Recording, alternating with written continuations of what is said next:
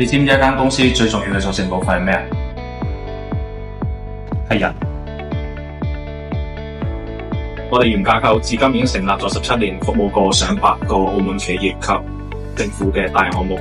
咁按照以往嘅開發模式咧，一個項目動輒係需要幾十個人，好似幾個月嘅。所以我哋對交付嘅速度同埋智能化嘅需求變得越嚟越高。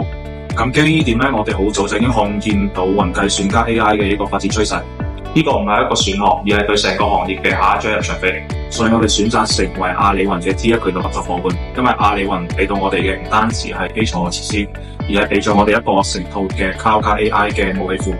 咁今日嘅原架構正在用 AI 重新定義軟件交付嘅效率同埋質量。呢個唔係一個口號，而係我哋每日都會喺度發生嘅事。我唔係工程師，但我每日嘅工作同樣被 AI 重新定義咗。Coder work 就好似一個坐喺我電腦台面上嘅 AI 同事，我用自然語言話俾佢知我要乜嘢，佢就幫我完成。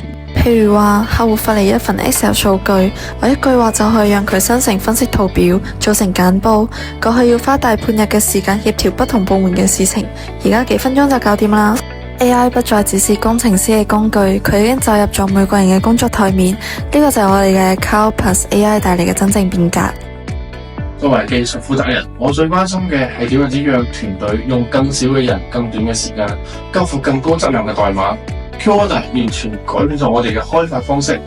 過去我哋寫代碼係逐行咁寫啦，咁而家我哋用 Spec-Driven Development 先寫需求規格，再用 AI 去生成、測試、迭代。咁成個流程咧就從人寫代碼變成咗人寫規格 ，AI 交付代碼。咁舉個真實嘅例子，業界有團隊咧用 QOrder 5個人7日就完成咗一個完整嘅產品嘅開發啦。咁過去呢個至少係需要20幾日、幾週嘅工作量。呢個就係 AI 時代嘅開發效率，唔係提升幾十%，而係倍數級嘅突破。我選擇阿里雲。我選擇阿里雲。